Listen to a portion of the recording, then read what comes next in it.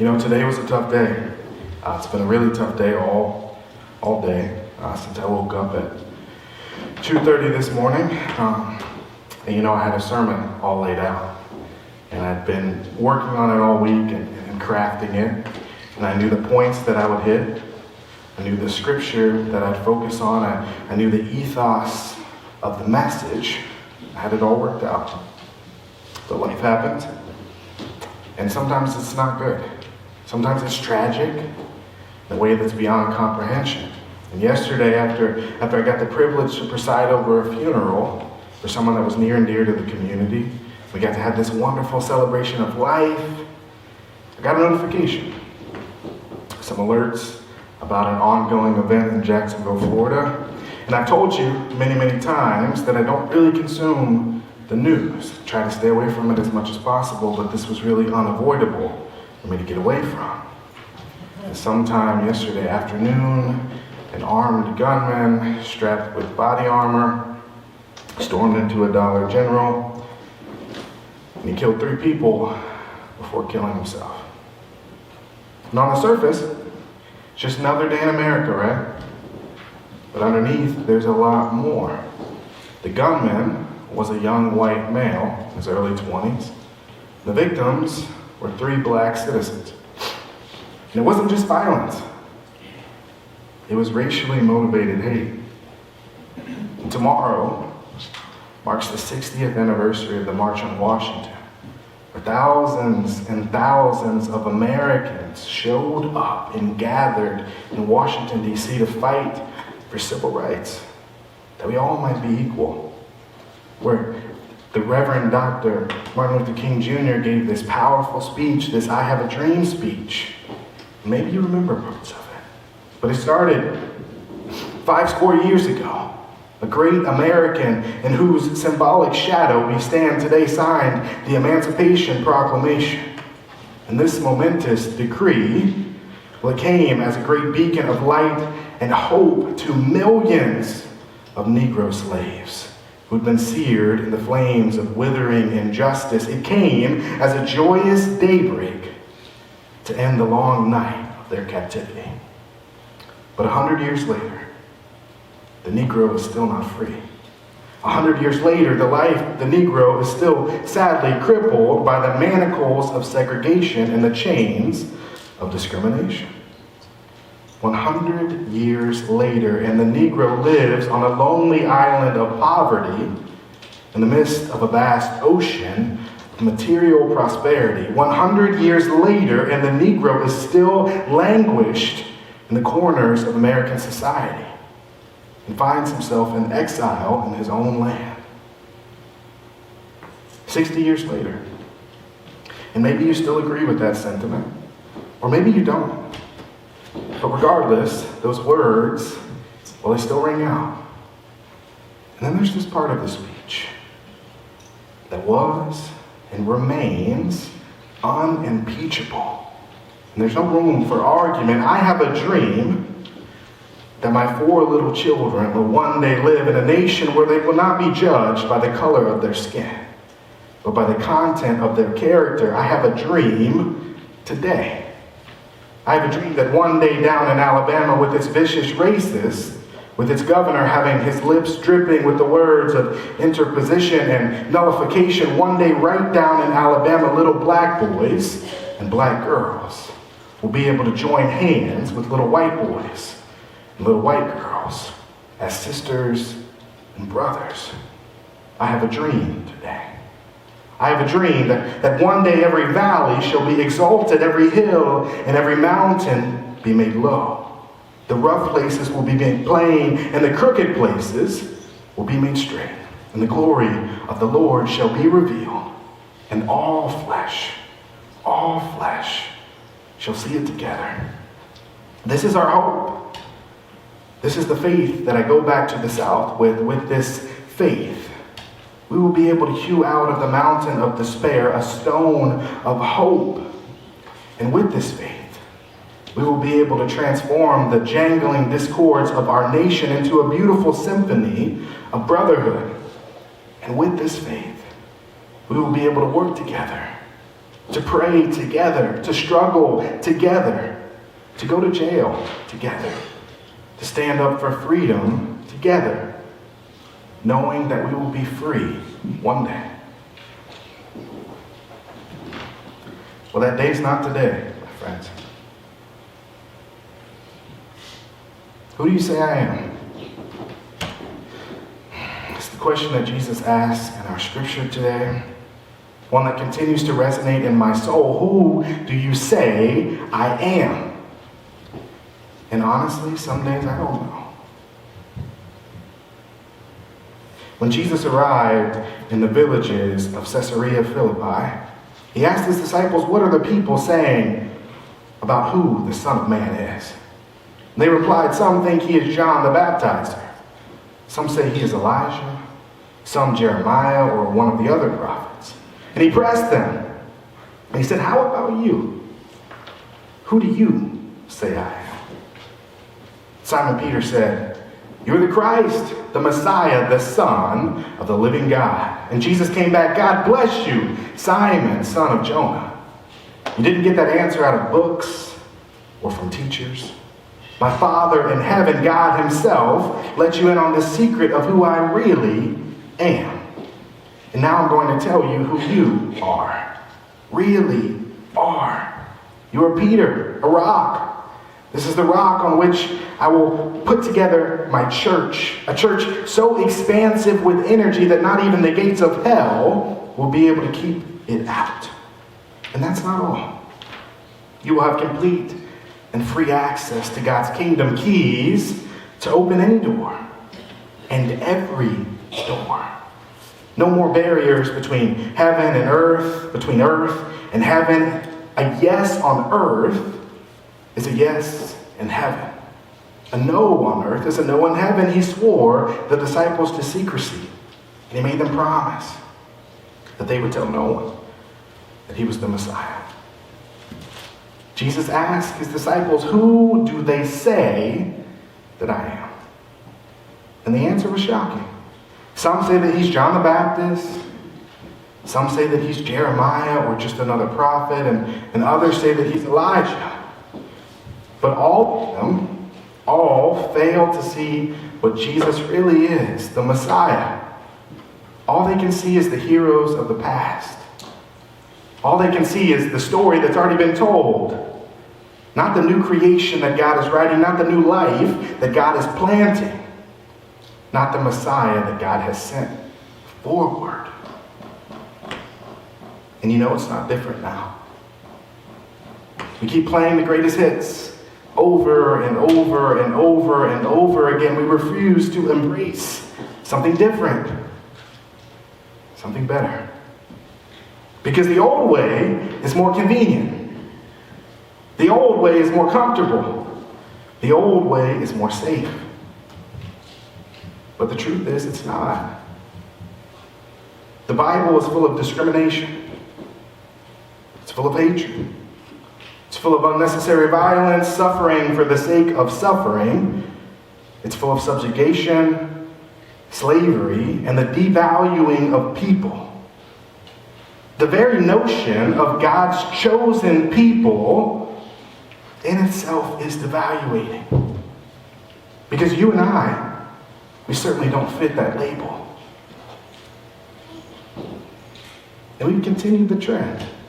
For thousands and thousands of years, this book has been used to rationalize hatred and bigotry, sexism, racism, and most importantly, fear. It's been manipulated and bastardized to mean everything except for what Jesus really stood for. Love. Who do you say I am? Well, I don't know. You know, 3 black people lost their lives yesterday. They hurt. Not because they were black, but because they didn't matter. Their lives weren't valued enough to exist anymore. And across the country, in St. Louis, Chicago, LA, Baltimore, Philadelphia, Detroit, In countless other cities, it's routine to have 3 murdered over the weekend and countless more shot. And I've lost friends to this violence. I've seen it firsthand. Before I was even born, my Aunt Jamie was murdered in a drive-by. Wrong place, wrong time. And I can't tell you how long that I've wrestled with that. It didn't even exist yet. Didn't get a chance to process it. Didn't get a chance to experience it. I just never got the chance. But I can't tell you how many times that I've driven by her grave, thinking about how much pain my dad must have felt to lose his big sister. How much his heart must have ached. Because my heart aches. It hurts, even all these years later.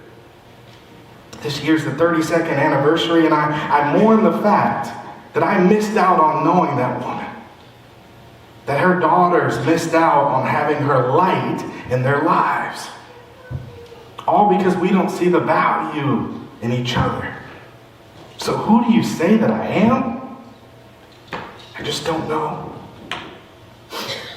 You know, famed sculptor Timothy Smalls, he created these sculptures that you see in this picture. And they caused a stir. The picture all the way on the right is a sculpture called Homeless Jesus. And when they put that in places in the community, all around the country, all around the world, what do you think happened? Well, oftentimes, within 20 minutes, the police were called. The police were called because someone was sleeping on a bench.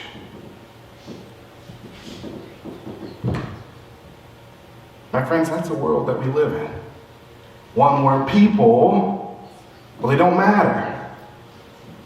One where we're in such a hurry that we call to remove the inconveniences from our lives, as though they aren't people, as though they don't matter. But they do. Who do you say I am? His sculpture in the middle, when I was hungry and thirsty, presents Jesus as a beggar. There's a version of this sculpture in St. Louis in Forest Park outside of a church. And you can see the holes in Jesus' hand. And he looks like a beggar. His sculpture, when I was sick, lying there right next to the other sculpture, presents Jesus as a gravely ill person. And when I was a stranger, in the left corner, presents Jesus as a transient. But they all present the question, who do you say that I am? And Simon Peter answers. He says, you're the Christ, the Messiah, the Son of the living God. And Jesus came back. God bless you, Simon, son of Jonah. You didn't get that answer out of books or from teachers or from playing the same story over and over again. My Father in heaven, God himself, let you in on the secret of who I really am. And now I'm going to tell you who you are. Really are. You're Peter, a rock. This is the rock on which I will put together my church. A church so expansive with energy that not even the gates of hell will be able to keep it out. Jesus is something new. Something different for each and every one of us, not limited to our own understanding, to the boxes of our culture or our status, not limited to our past or our shortcomings. Jesus is the Son of the living God. And Jesus saw value in everyone. The beggar, the Samaritan, the prostitute, the liar, the thief, and the lost. So who do you say that I am? Hope.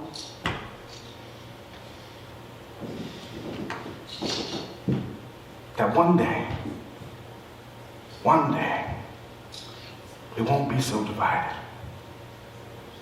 That one day, we won't devaluate each other or ourselves. That one day we can all stand together, renewed and restored, that we might see the face of God in each other. That I won't have to fear what's next for my people or my family. That we won't have to continue to explain the unexplainable. How do we explain who God is without telling the world that Jesus is the Messiah? Well, my friends, we do it with our lives. Lives that speak hope louder than fear. Lives that speak grace louder than doubt and love louder than hate. Lives that are grounded in faith and propelled by compassion. Lives that value each other for all that we bring to the table. The joy, the sorrow, the gifts, and the flaws. And it's on this rock. It's on this rock that we build the church. I've loved, and I've lost, I've cried, and I've celebrated, I've lived. And I know that each of you have too. I know that you've lost sleep, and you've lost hope, and that you've taken one step forward and 2 steps backward. I know that you've mourned for the world. There has to be more to life than this. I know it to be true. That you matter, and so do I. But I'm tired of dreaming. I'm tired of singing the same song and reading the same stories. Aren't you? Who do you say I am? Who do you say I am? God is calling you out of hibernation. To be change, to be hope, to live a life worth living, to be the rock upon which the church is rebuilt. So my friends, who do you say you are? I have a dream that one day every valley shall be exalted, every hill and every mountain shall be made low, and the rough places made plain, and the crooked places will be made straight, and the glory of the Lord shall be revealed, and all flesh shall see it together. This is our hope. This is the faith that I go back to the south with. With this faith, we will be able to hew out of the mountain of despair a stone of hope. With this faith, we will be able to transform the jangling discords of our nation into a beautiful symphony of brotherhood. With this faith, we will be able to work together, to pray together, to struggle together, to go to jail together, to stand up for freedom together, knowing that we will be free one day. Thanks be to God.